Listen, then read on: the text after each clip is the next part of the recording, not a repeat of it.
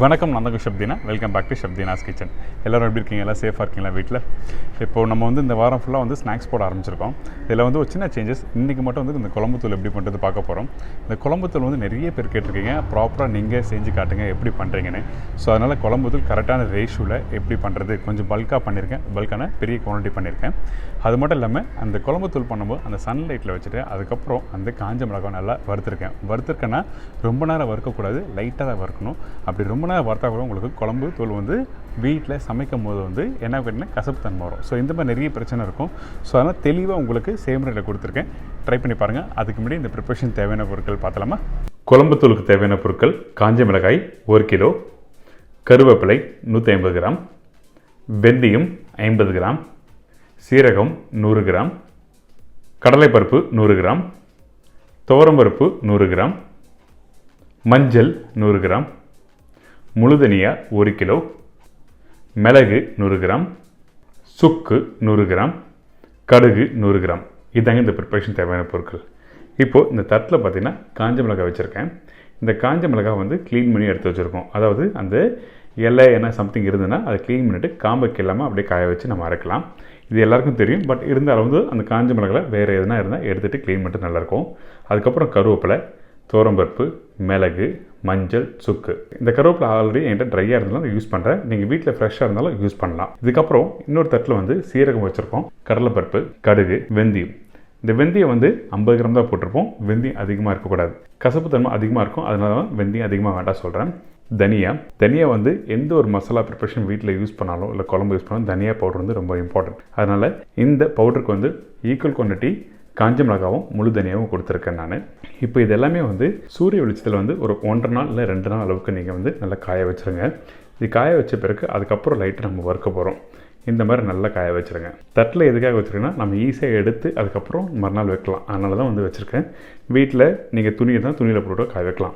இதுக்கு பிறகு இன்னொரு பேனில் அந்த 2 நாள் காய வச்ச பிறகு இன்னொரு பேனில் இந்த மிளகு லைட்டாக வறுத்துருவோம். எதுக்காக நம்ம இந்த ஸ்பைஸ்லாம் வெயிலில் காய வச்ச பிறகும் அரைக்கிறோம் கேட்டிங்கன்னா, நீங்கள் அரைக்கிறதுக்கு முன்னாடி இதுமாதிரி லைட்டாக வறுத்துட்டு நீங்கள் மாவு மிஷின் கடையில் கொடுத்தீங்கன்னா நல்லா ஈஸியாக ஃபைன் பவுடர் ஆகும்.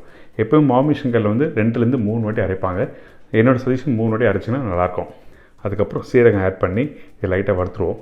இந்த மிளகு சீரகம் ரெடி ஆகிடுச்சு. எந்த ஒரு ஸ்பைசஸ் பவுடரும் ரொம்ப நேரம் வறுக்க வேண்டாம். நம்ம ஆல்ரெடி நல்லா சூரிய வெளிச்சத்தில் நல்லா வச்சு காய வச்சுருக்கோம். இது அப்படியே ஒரு சின்ன தட்டில் மாற்றிடலாம். சைடில் பார்த்தீங்கன்னா கருவேப்பிலை இருக்கும். இதுக்கு பேர் கடலைப்பருப்பு, துவரம்பருப்பு ரெண்டுத்தையும் இந்த பேனில் ஆட் பண்ணி லைட்டாக வறுக்கிறோம். சரிங்களா? இந்த கடலைப்பருப்பு, துவரம்பருப்பு ரொம்ப ரொம்ப இம்பார்ட்டன்ட். அதிகமாக ஆட் பண்ணக்கூடாது. ஏன்னு கேட்டிங்கன்னா, இந்த கடலைப்பருப்பு, துவரம்பருப்பு அதிகமாக உங்களுக்கு அந்த பவுட்ரு மசாலா குழம்புல போடும்போது உங்களுக்கு லைட்டாக அந்த மாவு மாதிரி இருக்கும். அதனால தான் அதிகமாக இருக்கக்கூடாது சொல்கிறேன். ஸோ லைட்டாக இந்த கடலைப்பருப்பு, துவரம்பருப்பு கொஞ்சம் லைட்டாக ரோஸ்ட் பண்ணிடலாம். இப்போ இது ரெடி ஆகிடுச்சு. சின்ன தட்டில் மாற்றியாச்சு. இதுக்கு பிறகு கடுகு. முக்கியமான ஒரு விஷயம், இந்த கடுகு வெந்தயம் வறுக்கிறது ரொம்ப ரொம்ப இம்பார்ட்டன்ட். நம்ம ஆல்ரெடி சன்லைட்டில் வச்சுருக்கோம். ஆனால் இருந்தாலும் இந்த கடுகும் இந்த வெந்தயமும் ரொம்ப நாள் வதக்குனிங்கன்னா உங்களுக்கு கசப்பு தன்மை வந்துடும். ஜஸ்ட் லைட்டாக அந்த பேனில் போட்டு 1 செகண்ட் வதக்கிட்டு அதுக்கப்புறம் நம்மக்கிட்ட இருக்க மஞ்சளும் சுக்கோட்டு லைட்டாக ஒரு மிக்ஸ் பண்ணிவிட்டு அந்த சூட்லேயே அதுக்கப்புறம் எடுத்து சின்ன தட்டில் மாற்றிடலாம். இந்த வெந்தயம் ரொம்ப ரொம்ப இம்பார்ட்டன்ட். இந்த வெந்தயம் நீங்கள் அதிகமாக ஆட் பண்ணால் கண்டிப்பாக கசப்பு தன்மை வரும். அதனால் இந்த சுக்கும் மஞ்சள் எல்லாத்தையும் மிக்ஸ் பண்ணி நம்ம எடுத்து வச்சுறோம். ஸோ இப்போ ஆல்மோஸ்ட் எல்லாத்தையும் நம்ம வறுத்துட்டோம். இதுக்கப்புறம் காஞ்ச மிளகாய், தனியா இந்த 2 மட்டும் தான் பாக்கி இருக்குது. இப்போது தனியா, இந்த தனியா ஆட் பண்ணுறேன். தனியாவும் ஸ்லோ ஃப்ளேமில் வறுத்து எடுத்துடலாம்.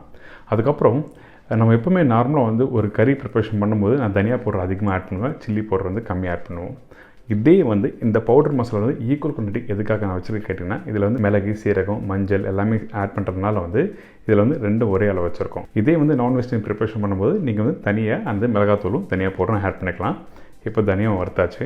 இதுக்கப்புறம் காஞ்ச மிளகாய் ரொம்ப நாள் வறுக்க வேண்டாம். நம்ம ஏற்கனவே 2 நாள் நல்லா காய வச்சு தான் இதில் ஆட் பண்ணுறோம். நீங்கள் அரைக்கிறதுக்கு முன்னாடி லைட்டாக வறுத்துட்டு கொடுத்தீங்கன்னா உங்களுக்கு சீக்கிரமாக நல்லா அரையும். அதனால தான். ஸோ இப்போ லைட்டாக வறுத்துடலாம். சில பேர் வறுத்த நல்லா ஃப்ளேவர் வரும்னு சொல்லுவாங்க. அது மட்டும் இல்லை, வறுத்திங்கன்னா வீட்டில் சீக்கிரமாக நல்லா அரைக்கலாம். எப்படி நைஸாக அரைக்கணும்னு நினச்சிங்கன்னா அந்த டைமில் இந்த மாதிரி நல்லா நைஸாக அரையும். அதனால தான் வறுத்துட்டு நம்ம அந்த ஃப்ளேவரோட நம்ம யூஸ் பண்ணுறோம் இந்த ப்ரிப்பரேஷனுக்கு. இப்போ காஞ்ச மிளகாய் பார்த்திங்கன்னா நல்லா கொஞ்சம் கிறிஸ்பியாக இருக்குது. கையில் தொட்டது தெரிஞ்சதில்லை. இப்போ எல்லாத்தையும் நம்ம வறுத்தாச்சு. இதுக்கப்புறம் ஒரு சின்ன பக்கெட்டில் போட்டு நான் மாவு மிஷினில் எடுத்து போய் அரைக்க போகிறேன். இப்போ இந்த காஞ்ச மிளகாய், நம்ம வறுத்த முழு தனியா, துவரம்பருப்பு, கடலைப்பருப்பு எல்லாத்தையும் இதில் ஆட் பண்ணுறோம். சில பேர் சோம்பு போடுவாங்க, சில பேர் வந்து பச்சை அரிசி போடுவாங்க. நான் இந்த ப்ரிப்ரேஷன் வந்து நான் அந்த பச்சை அரிசிலாம் யூஸ் பண்ண மாட்டேன். எதுக்காகனா பச்சை அரிசி பதிலாக துவரம்பருப்பும் கடலைப்பருப்பும் யூஸ் பண்ணியிருக்கோம். நம்ம அந்த அரிசி ஆட் பண்ணும்போது உங்களுக்குன்னா அந்த திக்காகும், அந்த பவுடர் மசாலா கொஞ்சம் லைட்டாக கொலன்னு வரும். அதனால தான் வந்து நான் வந்து யூஸ் பண்ணுறதில்ல. நீங்கள் வீட்லேயும் யூஸ் பண்ண வேண்டாம். ஸோ இது எல்லாத்தையும் நல்லா மிக்ஸ் பண்ணிவிட்டு நீங்கள் கடையில் கொடுத்து நல்லா அரைச்சி அதுக்கப்புறம் எடுத்துகிட்டு வந்து இந்த மாதிரி அரைச்சி எடுத்துகிட்டு வந்துடலாம். இதுக்கப்புறம் நம்ம என்ன பண்ண போனால் மாமியில் அரைச்சி முடித்த பிறகு இந்த மாதிரி பவுடர் ரெடி ஆகிடும்.